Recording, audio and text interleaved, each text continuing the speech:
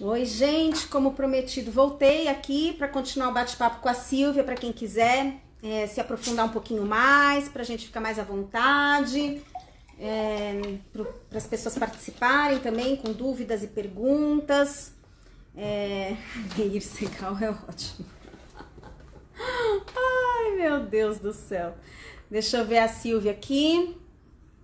Deixa ela entrar, a gente continua nossa conversa. Quem não acompanhou o nosso bloco anterior, pode acompanhar, tá lá gravado, registrado no IGTV, uma assim, lavada de lucidez sobre temas que fazem parte das nossas vidas e que às vezes a gente nem reconhece, conhece, entende. Então vale a pena. Eu acho que conhecimento, informação é o melhor remédio para a gente viver melhor, pra gente perder medos, né? Eu acho que o conhecimento é a cura para a alma de todo mundo, gente. Muito importante ter como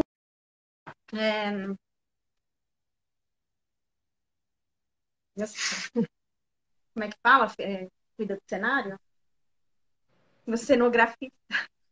Já mudei o cenário, agora é noite. Só que eu já mexi no negócio. Tá tudo errado já. Oi, Silvia. Agora vamos falar mais à vontade aqui, porque é o nosso tempo extra e eu acho que aí, muita gente já voltou para lá e você já tem bastante interesse em continuar isso, né? A gente deu as definições nessa conversa, nessa primeira conversa que a gente teve, né? Definiu, fez todo mundo entender. Agora, eu queria... A Berta, oi, Berta.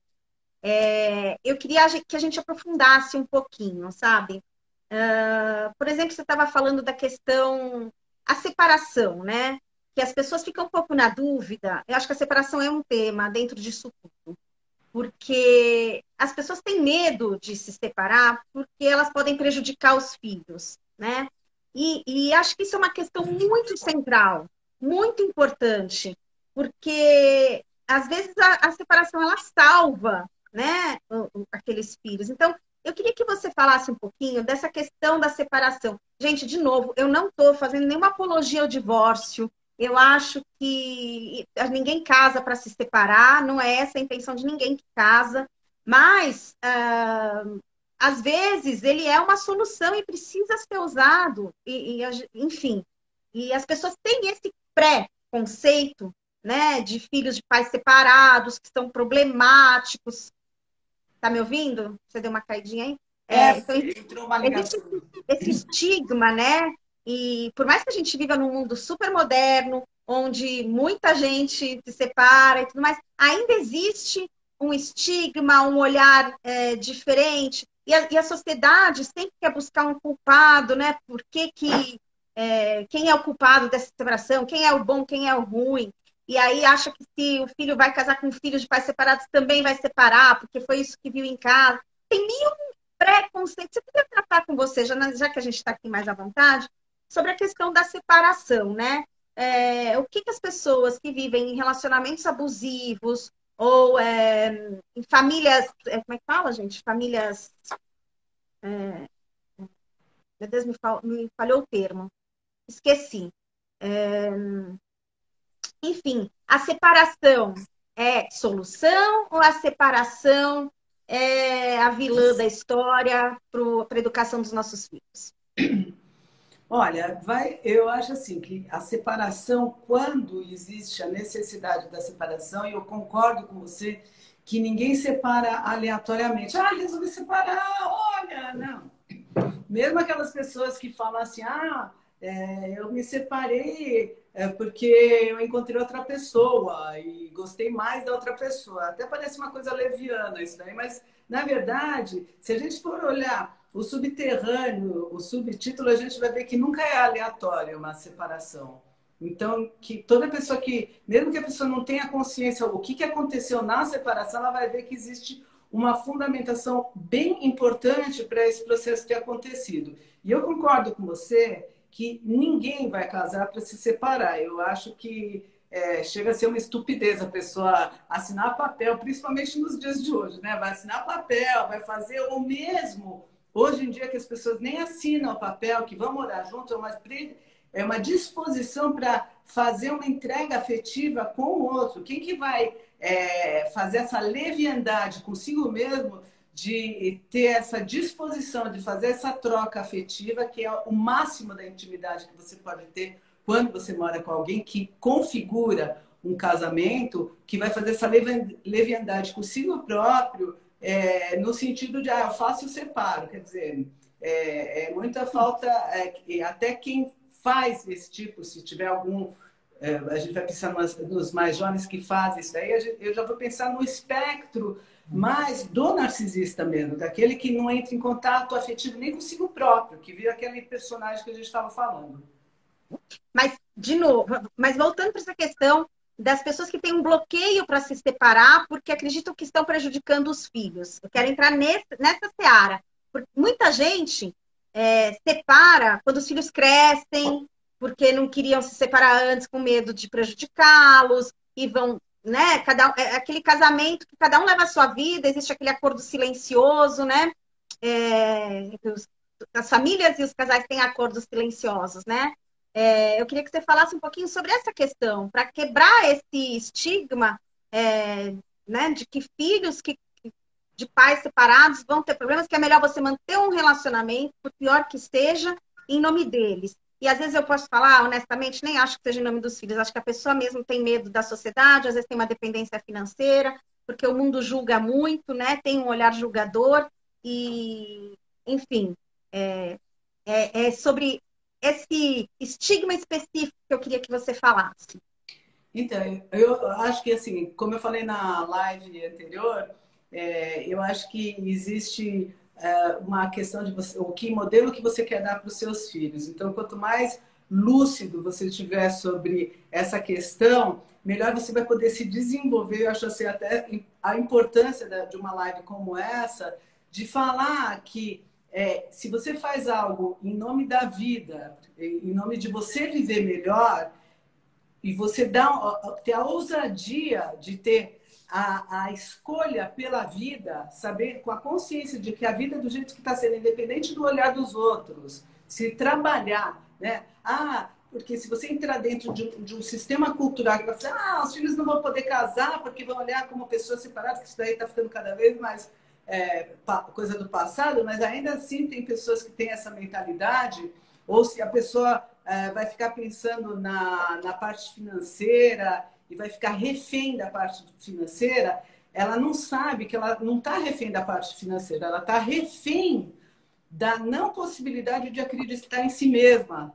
Ela está refém dela própria, de não saber que ela tem infinitas possibilidades de existir além da possibilidade desse casamento. Então, o modelo para os filhos, quando um relacionamento realmente entra em falência, e aí eu volto a dizer que eu acho que a pessoa precisa ter bastante discernimento, bastante lucidez para perceber e para tomar uma atitude dessa. Pelos filhos, mas antes disso, por si. Por si, porque que tipo de atitude que ela vai tomar, que rumo de vida que ela vai tomar, quebrando toda uma estrutura. Então, a pessoa tem que ter bastante discernimento para saber que é uma escolha em nome da vida. E em sendo uma escolha em nome da vida, o modelo que se dá para os filhos é esse. E não uma escolha de falência da vida. Porque mesmo que existam esses acordos silenciosos, é um acordo, na minha percepção, é um acordo fúnebre. Porque os filhos percebem literalmente o raio-x do que está acontecendo. Então, não adianta dizer, eu fiz isso por você, que é pior ainda, porque ainda vai colocar a culpa nos filhos de algo que é responsabilidade exclusiva dos pais. E eu concordo com você, Estela, quando você fala que a pessoa está pensando nela, ela está pensando nela, está pensando muito na sociedade, só que está dando um exemplo para os filhos de falência da vida, de não acreditar que a vida pode ser diferente. Que pode ter outro mapa existencial para si e para o outro. E vou falar mais uma coisa. Eu não vejo, quando existe uma necessidade muito importante de fazer uma separação, esse tipo de atitude é uma atitude próspera. É Uhum. próspera, porque não é o dinheiro, porque se você tem dinheiro, você está pagando com a tua própria vida, e é o teu bem maior. A tua vida é o teu bem maior, então não tem dinheiro que paga isso daí. E eu vejo muito com os meus pacientes que é uma coisa assim fantástica, mágica. Eu já vi pacientes que se separam e falam assim, bom, não vou nem falar da questão financeira, eu já vou falar do duplo vínculo, porque perguntaram várias Eu vezes estou aqui aqui. anotada. Ela Eu já tá... vou A falar, gente vai falar do duplo é vínculo muito e também importante como se isso daí. torna um narcisista perverso. São as duas perguntas que estão rolando aí. Mas assim, só para complementar, é, eu tenho vários e vários casos de pacientes que se separam e que eles acham que eles vão estar mal adequados no mundo, que eles vão se sentir mal, mas a prosperidade de apostar no imprevisível, que a vida literalmente ela é imprevisível. Mesmo a gente está vendo agora. O que está acontecendo com todos nós? A gente está tendo que se reinventar. E o que nós estamos fazendo agora, Estela, Uhum. e as pessoas que estão assistindo? Então, a vida é imprevisível. A gente tem uma certeza de momento, agora. Agora eu tenho essa certeza, mas é uma fração de segundo. Então, se a gente não apostar no nosso bem-estar, a gente não está sendo próspero. E esse, por exemplo, vou dar exemplo desses meus pacientes, todos que fizeram isso daí, mesmo que tiveram, saíram assim com a porta estava aberta, eles saíram, todos prosperaram em várias áreas da vida. Eu não conheço um paciente meu que, eu devia ter ficado, não, porque tomou, sabe quando chega na massa crítica, assim, tomou com total lucidez uma atitude em nome da vida. É isso. Muito lindo, Silvia. Perfeito. Vamos falar então do duplo vínculo e também a pergunta da Eliana, que ela perguntou, e a Laís, né? Acho que é a Laís que está falando do duplo vínculo. Como uma pessoa se torna um narcisista perverso? Como você falou que é patológico, pelo que eu entendi, né? Você colocou como patologia o É narcisismo uma na nossa patologia. primeira conversa. Então, eu não sei se o narcisista já nasce narcisista ou se ele se torna narcisista, né? Então, as duas perguntas. Eu nem sei o que é duplo vínculo. Então, vamos lá. Vamos responder elas e eu vou aprender aqui junto. Tá. Primeiro, eu vou falar rapidamente do narcisista. O narcisismo é uma doença mental, é uma patologia. Se a pessoa nasce assim, eu sei ou não, na fase da adolescência para a vida adulta, que essa característica vai aparecer de maneira mais exacerbada, e aí se fixa esse tipo de estrutura. Então, eu fico pensando que nesse processo que as crianças, que os pré-adolescentes, eles vão se desenvolvendo com essa possibilidade, eu acho que dá tempo de fazer o processo terapêutico, dá tempo, né? Mas eu não sei se a pessoa nasce com isso, como todas as outras patologias, né? Tá, Eu tenho uma entendi. suspeita minha que vem de o ambiente familiar que não foi suficientemente bom, mas existe já um componente que faz uma pessoa ser diferente da outra e ficar diferente. Até o que acontece dentro dessas famílias onde existem narcisistas e como que esses filhos se desenvolvem. Uhum. Como que eles sobrevivem ou não e o que, que acontece.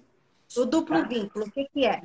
Bom, duplo vínculo é algo que acontece não só nas famílias narcisistas, mas existe um estudo que foi feito há algum tempo atrás, até a pessoa que começou com esses estudos, ele nem era psiquiatra nem psicólogo, ele era,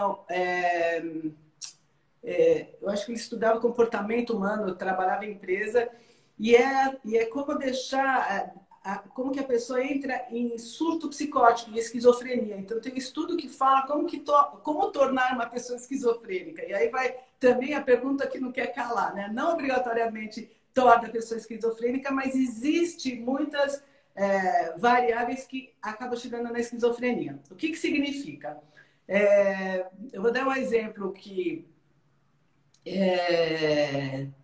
eu vou dar exemplo até do cara, agora que eu me lembrei, né? Do cara que fez esse estudo, né? Que o filho já está no hospital psiquiátrico e aí tem um tempo que a mãe pode visitar esse filho, deixa eu lembrar que a mãe pode visitar esse filho e que daí esse filho já está melhor, saiu do surto e que ele vai lá, a mãe chega, assim, né? E aí a mãe chega e fala assim, filho, eu tô aqui, você não vai me abraçar? Eu cheguei.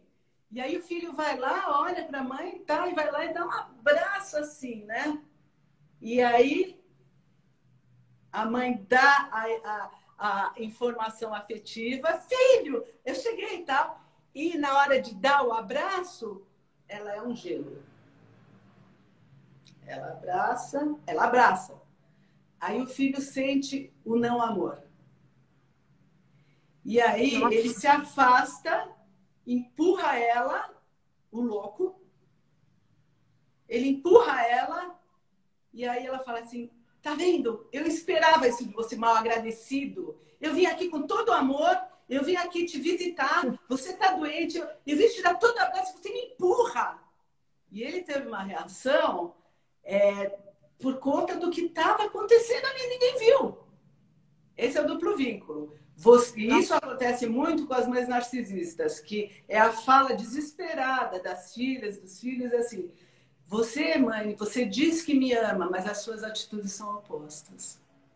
Isso querem me enlouquecer. Eu faço tudo por vocês. Olha o que vocês fazem comigo. E você não presta para nada. Tudo que você faz, ó, já derrubou de novo. Mas eu te amo. Tá dizendo, ó, você não presta, você derruba as coisas, você é um lixo. Mas eu faço tudo por você. Vem cá. Você entendeu? Eu entendi.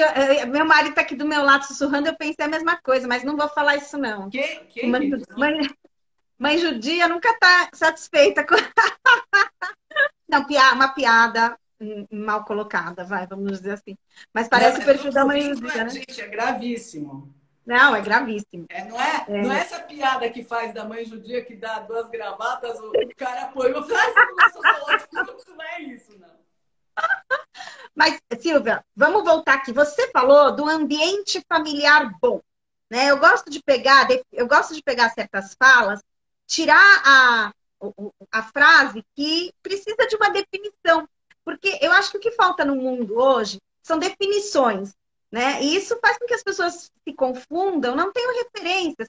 Então, a pessoa pega e fala assim, o que é uma pessoa boa? Define o que é um casamento bom. O que é um casamento feliz? O que é um casamento saudável? O que é uma família saudável? Entende? Porque se a gente for olhar de perto, todo mundo, todos os lugares, todas as famílias têm uma dinâmica, às vezes, um pouco estranha, peculiar, enfim. Vamos definir aqui, terapeuticamente, ou com algum parâmetro, né? O que significa uma família, um ambiente familiar bom.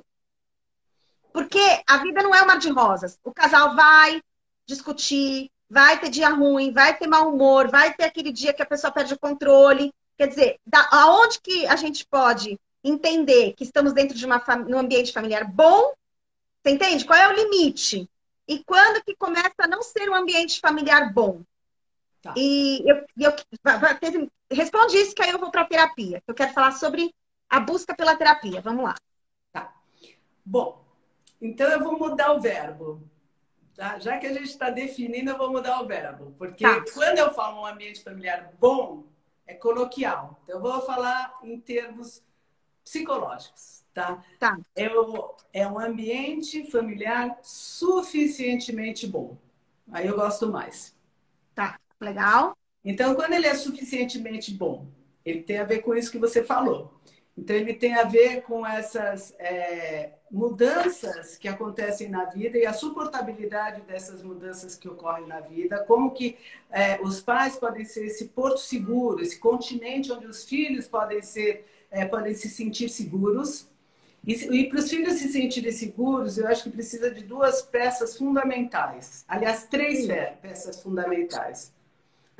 A primeira, que é super importante, e a primeira porque vem em primeiro lugar, logo que a criança nasce, é a questão vincular. É literalmente ter esse vínculo, de ter esse olho que enxerga o filho. Né? Esse olhar empático está junto. Primeiro é olhar empático. A segunda é o limite. Mas a segunda e a terceira vão estar juntos. Tá? Vou falar da terceira. Saber dar um limite saudável. E o que é, falando as definições que você falou e que eu acho super importante, gostei dessa, dessa colocação. O limite saudável é poder falar um não, ou poder falar para uma criança. Eu vou falar da criança e vocês podem ampliar para a adolescência, né? Assim, você vai sair hoje de agasalho. Não quero, se joga no chão, não vou pôr agasalho, não sei o quê. Aquela coisa, entre aspas, de criança não tem o querer, porque o lugar do suposto saber está com os pais. Os pais são aqueles que vão dar a consciência do perigo, do que pode acontecer. Então, mesmo que a criança se esborrache no chão, ela depois vai falar assim, eu te odeio. O pai tem que suportar o filho odiar o pai, porque faz parte do crescimento do filho. Ele odeia, depois ele olha para o pai e fala, você ainda está ainda te odiando? Nossa, que legal, eu posso destruir que ele constrói, ele está aí me amando ainda, né? Então, isso daqui tudo é saudável. Esse ambiente é o saudável. E outra coisa que é fundamental, que é o ritmo. Que é o quê? Ritmo. Ritmo? Algumas situações tem que ter ritmo. Qual que é o ritmo? Que são o que é muito do que dá estrutura. Tem outras situações também que são importantes, como dar estrutura de conhecimento. Já vou falar sobre isso. Mas, assim, esse ritmo, agora é hora de comer. Ok. Agora você vai dormir. Saber que existe situações... Disciplina e rotina, né? Uma rotina disciplina. Existe uma disciplina, existem regras, né? É perfeito. Tem que dar Por isso que o limite, o 2 e o 3 andam juntos, né? Limite por limite, saber o não, onde está, e as regras que definem esse ritmo da casa, a rotina e tudo mais. Perfeito. E outra coisa que eu acho que é fundamental para a criança é ela saber, de acordo com a hierarquia dos pais, e a gente vai ampliar isso depois, nos primeiros anos, assim, do 0 ao 7, assim, saber que a vida é boa, que é tudo bom e tal. Mas quando a pessoa vai crescendo, ter uma estrutura. Eu vou falar que eu não sou uma pessoa que sou religiosa. Tá? Mas eu sou uma pessoa que eu gosto da estrutura, do que estrutura a pessoa. Tá? Eu acho que uma religião, logo de início da vida, e a gente fala, a antroposofia traz outras questões que definem estrutura, nos primeiros anos de vida, é fundamental até para a pessoa depois querer mudar de rumo. Não tem problema nenhum. Mas parte de uma estrutura que faz uma estrutura de caráter. Então, vem dos pais, não só dos pais. Oi? Gostei. É muito importante. Muito importante. Porque mesmo que ela siga outros rumos, ela vai ter isso dentro dela como código de integridade. Então, isso é fundamental. Isso é o que falta muito hoje em dia. Faz oba-oba. Não, eu já sou de um outro time. E eu acho que, agora voltando para esse processo da terapia, eu acho que a terapia, muitas vezes, ela faz esse papel que faltou. Que tem... Você concorda comigo?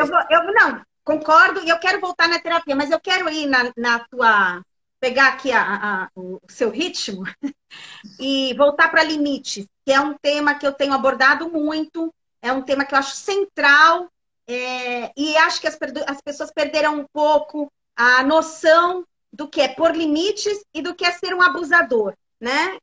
Assim, então, os pais têm medo de buscarem essa hierarquia, criarem essa hierarquia dentro de casa, né? Então, são dois opostos. Ou tem aquele que é abusador, que agride verbalmente, emocionalmente, né? E tem aquele permissivo, que permite tudo, porque quer parecer legal, e aí a hierarquia foi para o brejo, né? Então, como que os pais podem se posicionar, serem firmes, darem essa noção de hierarquia tão crucial hoje em dia, né? Porque eu vejo filhos falando com pais de uma forma que, se eu falo assim com meu pai, minha filha me arrebenta, entendeu? Apesar de eu nunca ter apanhado, meu pai nunca me bateu, nunca encostou um dedo em mim. Mas bastava ele olhar para mim e falar, Estela, eu já senti um frio aqui na minha espinha, minha filha, que até hoje eu sinto. Quando ele liga, se ele me liga e fala, Estela, eu já morri. Já. Então, assim, a gente está tratando aqui hoje de dois extremos. Como é que a pessoa consegue chegar no... Qual é o limite? Qual é o limite dos pais para que eles sejam bons limitadores e criem hierarquia? Tá. Primeiro, eu ia falar sobre esses dois lugares que eles repercutem no mesmo, que é o não limite. O excesso de limite e a pessoa que é muito permissiva, ela está a serviço, de um lado é da autoridade, é ego, e do outro lado é permissividade, é ego. Então, em nenhum dos lugares ela está a serviço da criança. O que é um pai que dá um limite saudável, uma mãe que dá um limite saudável? É uma mãe que tem certeza absoluta, não tem medo de não ser amado por esse filho, que esse é um ponto muito importante, Boa. que às vezes os pais ficam reféns dos filhos porque eles querem ser muito legais, porque eles querem ser o chapo, o bacanão com os filhos. Só que assim, e precisa desse olhar, ainda assim é um olhar narcísico, né? Eu preciso que o meu filho, imagina, olha o tamanho do meu filho, que ele me valide porque eu sou bacana com ele, porque é o que eu entendo que é ser bacana. Então, você é o oposto do que o meu pai foi, que o meu pai era muito autoritário, eu vou ser legal porque eu acho, tá tudo centrado no eu, não no filho.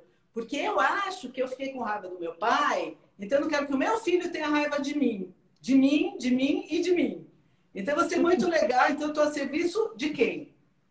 De mim. Ser amado o tempo todo. Então, vamos sair desse filme. A ideia é sair desse filme. E aí eu quero ser muito autoritário. Aí o que eu vou fazer? Eu estou a serviço de... Porque eu tenho uma dificuldade de lidar com o limite, de achar que o limite pode ser feito no olho, e que eu posso ter uma contenção e eu aguentar, mãe, pai, aguentar uma birra. Como que eu vou fazer? Porque a criança, ela está em busca do prazer, assim como nós. Só que ela não está construída como nós, com um monte de subterfúgios para conquistar esses prazeres. Então, ela está naquela questão do prazer puro. Ela não tem nenhuma armadura. E quem que educa para saber onde pode que dar o princípio da realidade? Olha, a realidade é essa. Se você atravessar na rua correndo, você pode morrer. Então, mas eu quero sair, você quer? Se joga no chão, ou se não quero dormir agora, vou ficar aqui, não sei o quê, e pega a comida e joga a comida, faz toda aquela. Não, é aqui, você tem a certeza, não tem o medo de ser rejeitado pelo próprio filho. E aguenta o próprio pai, a frustração do filho estar desregulado. É uma criança que está aprendendo, você perde o lugar de educador. E quando a gente está falando aqui vamos dizer, de uma situação quando são crianças pequenas, e quando elas crescem, como é que funciona isso, né? Como é que funciona continuar pondo limites? Quer dizer, a gente está eternamente num relacionamento pais e filhos, né? Meu pai e meu avô brigam comigo até hoje, eles põem limites em mim, sou mãe de 4. Então, como lidar com filhos que cresceram sem essa noção de hierarquia, que cresceram sem esses limites firmes? Como lidar com esses? Como é que fica essa relação para que não seja abusiva de nenhum lado, né? Quando eles já são adultos formados. Então, de novo, eu vou voltar que esses pais precisam ser muito bem trabalhados na questão da autoestima, do alto valor, de saber o que é certo e o que é errado para eles e colocar se esses filhos estão morando com eles. E uma coisa que é muito importante, esses pais, eles são, por mais que os filhos estejam na casa, o território é dos pais. Vamos pensar, teu quarto, você está no teu quarto, você vai fazer o que você quiser. Agora, o território e o mapa do movimento da casa é dos pais. Então, se o filho já está mais para adulto, ele que vai morar em outro lugar se ele não aceitar determinadas regras. Ele que vai cuidar da própria vida. Bom, e se o filho for morar fora? E como é que fica? Não mora com os pais. E aí? E aí? Acabou. Não, acabou. O filho não mora com os pais. Os pais perdem totalmente o poder de colocar limite, o poder de criar uma relação hierárquica. Isso só se cria morando junto? Porque a gente está falando de pais separados, os filhos normalmente convivem mais com um lado do que com o outro, né? Então, como é que fica essa confusão de hierarquia e limites com filhos maiores? A gente está falando de criança que faz birra, né? Mas vamos falar de adolescente para cima, né? Tá. Pegar de Então, 13, 14 anos para cima. de novo, esses pais, eles precisam ter muito discernimento e muita clareza sobre quais são os limites pessoais para eles próprios e não ultrapassar esses limites, não deixarem de ter o diálogo com os filhos, que é super importante, ter uma escuta empática, ver em que lugar que estão esses filhos, quais são as demandas desses filhos, quais são as necessidades desses filhos, e ter o discernimento de ouvir, de botar os limites pessoais, não esquecer de si próprio, não esquecer do outro, mas ainda assim colocar os limites, e esses filhos que não têm a noção hierárquica, não deixar de pontuar isso daí e de ver que tipo de atitude que você sente coisas também. Sabe? Eu acho que muitos pais se confundem e acham que eles têm que ser servidores dos filhos para o resto da vida deles, só porque eles estão no lugar dos pais e eles recebem abuso dos filhos, porque o céu é limite para determinados filhos.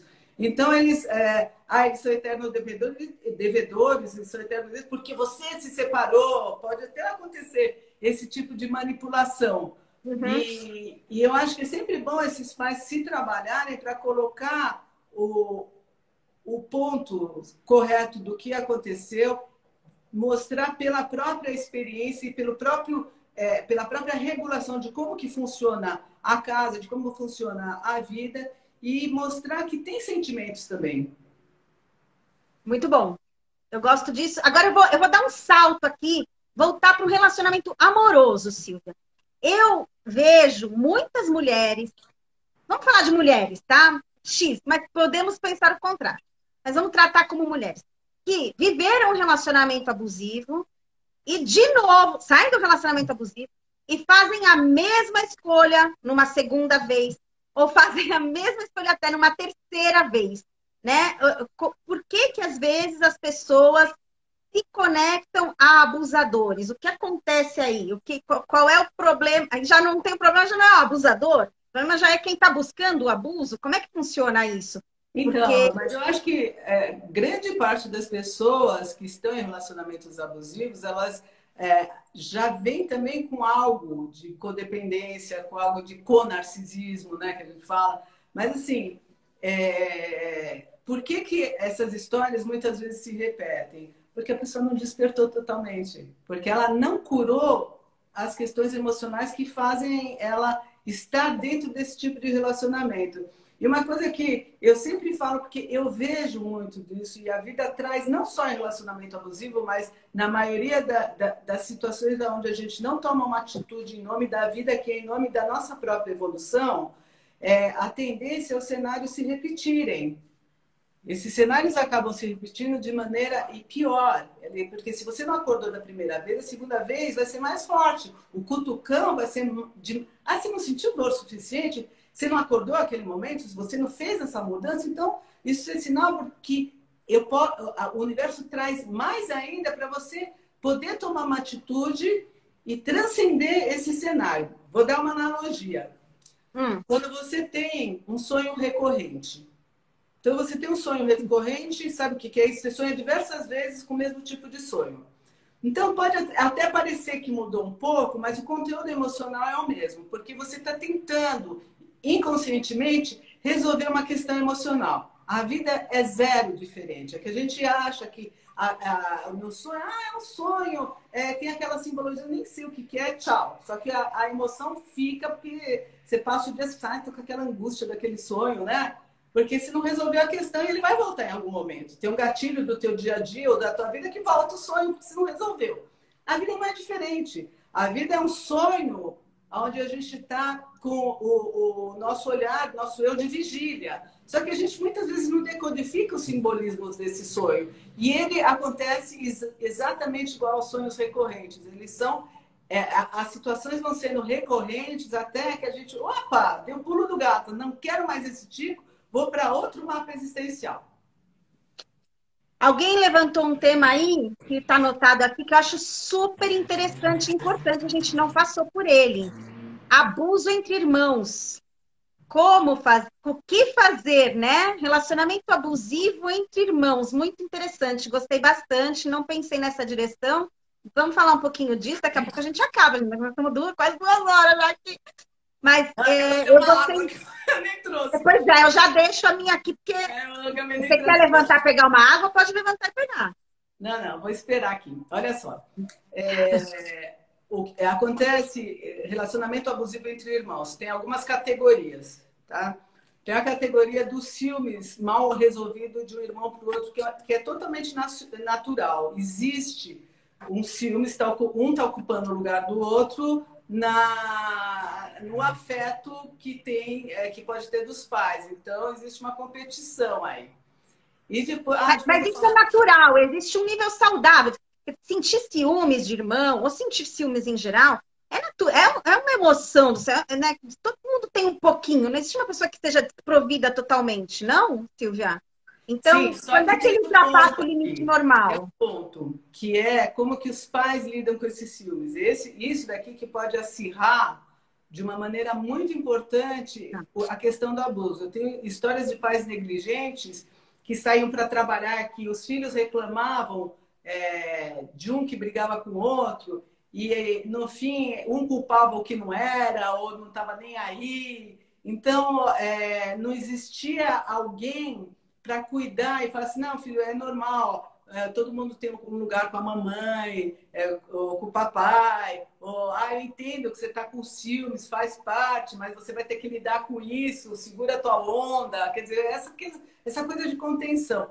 Ou quando as crianças já são adolescentes, já são maiores, também de ter autoridade paterna e materna para poder definir os lugares e o que está acontecendo. Então, esse lugar de negligência ou de injustiça com os filhos pode trazer o abuso, como eu já vi vários irmãos que sofreram abuso por falta, por a referência distorcida dos pais. Esse é um ponto. Mas você está falando de referência distorcida, mas às vezes os pais nem percebem. O abuso é um abuso silencioso, é um abuso manipulador, que não é perceptível aos olhos, né? Então, mas eu acho que quando está no ambiente familiar, alguém vai falar sobre isso. Alguém vai falar. Eu acho que é difícil os pais também terem, eles estão juntos lá. Uhum. Então, eu acho que é difícil, assim, acho que os pais vão ser bem ausentes e não vão ver. Eu acho que se existe uma reclamação, se algo está acontecendo, se o filho está mal, tem que ter uma pesquisa. Acho que faz parte da paternidade, da parentalidade lá. Alguém já te procurou por conta de abuso entre filhos?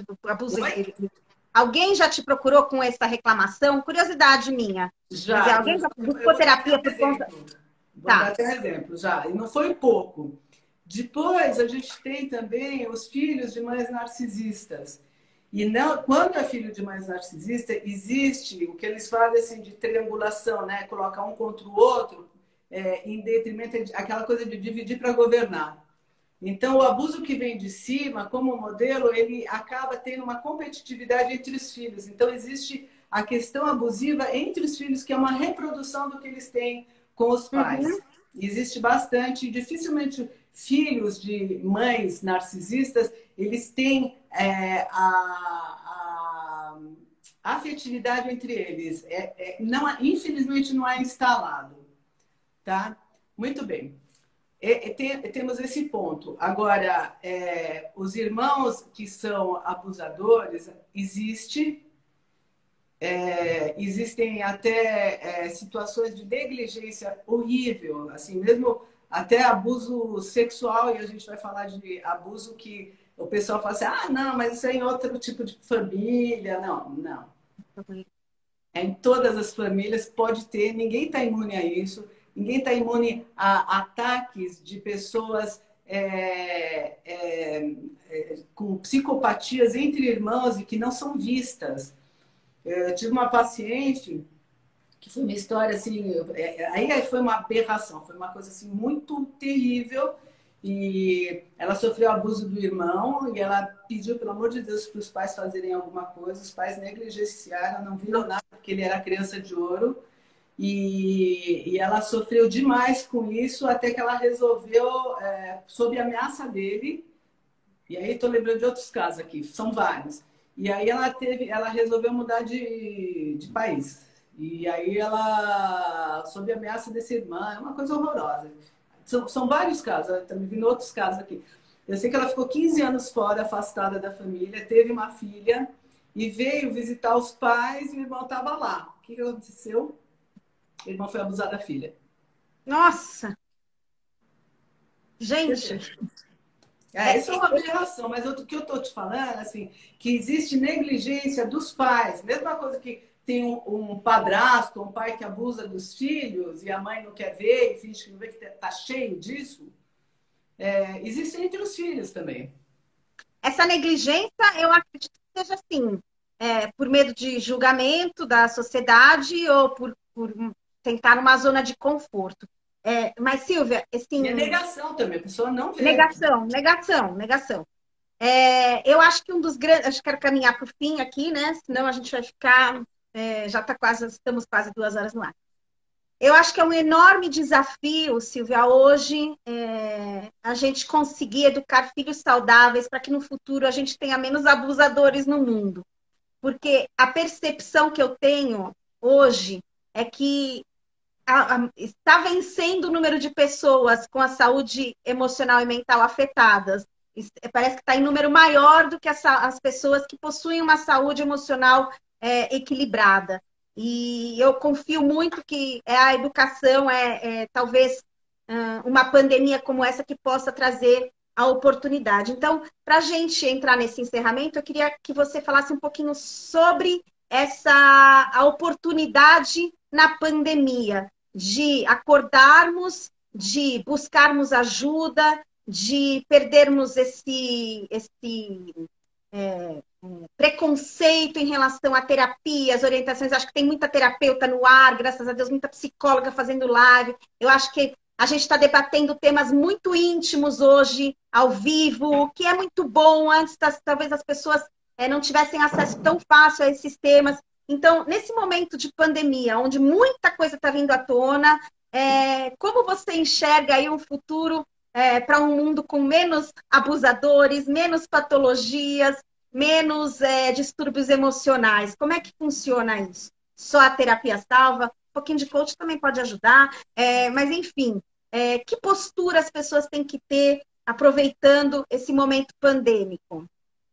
Bom, primeiro, eu acho que tudo isso que está acontecendo está trazendo uma noção muito importante da brevidade da vida e de que nós não temos controle sobre a vida como a gente imaginou que a gente tinha. E que como que a gente vai lidar com questões que a gente empurrava com a barriga. Então, essa questão do confinamento, ela trouxe todas essas questões somadas à questão do relacionamento mais íntimo, com muito mais força. E eu falo mesmo do relacionamento mais íntimo com os parceiros, com a família, mas também tem muitas pessoas que ficam sozinhas, que moram sozinhas e que elas, por mais que elas tenham esse trabalho via internet, elas têm o momento delas lidarem com esse relacionamento com elas próprias. Então, eu acho que essa pandemia ela está trazendo a oportunidade para as pessoas encararem a preciosidade da vida e dos momentos e a validade da vida. Porque a gente conta uma história para a gente muito alucinada de que a gente vai dormir na nossa caminha e que é uma alucinação, a gente não tem garantia de absolutamente nada. Então, já que a gente não tem essa garantia, por que não fazer escolhas que nos tragam prazer de existir? E as pessoas falam assim, não, eu não vou chutar o balde porque não sei o quê. Eu vejo muita gente chutando balde, eu não estou falando de relacionamentos, não. Eu estou falando assim, chutar o balde no sentido figurativo e real. Assim, eu fiquei com muito tempo prostrada aqui, não fazia nada que eu queria. Agora eu vou andar de bicicleta, sei lá, agora mas o pessoal, ou agora eu vou trazer não sei o que para fazer, né? Eu vou contar o meu exemplo pessoal. Tá? Que eu estou amando isso daí. Além de todo esse processo que eu faço, eu também sou formada em artes plásticas. E eu estou há tempos com vontade de voltar a pintar. Eu falo assim, gente, eu adoro isso daí. Quando que eu vou fazer? Daí eu sempre prorrogava, eu falo assim, quando eu ficar mais velha? E assim, eu estou mais velha e eu não paro. Eu estou a mil também, adoro, amo o que eu faço. E aí eu falei assim, agora eu vou chutar o balde meu. Fui pela internet, comprei coisa de tinta, comprei minhas coisas e eu estou me dando esse espaço, me deliciando para me dar esse prazer. Então, em todas as áreas da vida, a gente tem algum lugar que a gente empurra com a barriga achando que a gente tem controle, que depois vai dar, né? Então, Tá, o depois vai dar, gente. A minha mensagem para vocês é o agora. Agora dá. Muito É bom. isso. Silvia, super obrigada, amei. É impossível, dá pra gente ficar batendo papo aqui 3, 4 horas, né? Mas vamos por limites. Pronto, adorei. Então, acho que daqui as pessoas tiveram bastante informação para pensar, para avaliar, para pesquisar, para irem atrás de conhecimento, né? E para irem atrás de profissionais. Eu acho que foi o que eu falei, tem uma abundância aí de conteúdo disponível na internet hoje, vamos aproveitar. Muito obrigada. Deixa aqui os títulos dos. Você tem 2 livros, deixa os títulos aqui nessa live Vou de novo, deixar, que vou são. deixar. Quem quiser pesquisar também as coisas que eu escrevo, as lives também estão lá no meu Instagram, que é Silvia Malamude. Estou aí sempre. E tem esse livro aqui que eu já mostrei para vocês. Ele é Os Sequestradores de Almas. Ele fala sobre questões de abuso emocional, o que acontece com as pessoas quando elas entram e como, claro, todos podem sair e todos podem buscar e ter outros mapas existenciais. É a possibilidade da gente se reinventar. E o outro livro, que é o Projeto Secreto de Versos, é um livro mais espiritual, mas ele fala sobre a preciosidade da gente viver inteiro na nossa realidade, que é o que eu estou falando aqui, que nós estamos, né? Estamos. Muito bom, muito obrigada, Silvia, gente, muito obrigada aí, 2 blocos aí, o povo ficou, só saiu agora que a gente chegou no final, mas o conteúdo vai estar aí disponível, bloco 1 e bloco 2, para quem quiser. Obrigada, boa noite, sucesso, parabéns, Silvia, muito obrigada mesmo. Obrigada a você também. Beijo. Tchau, tchau.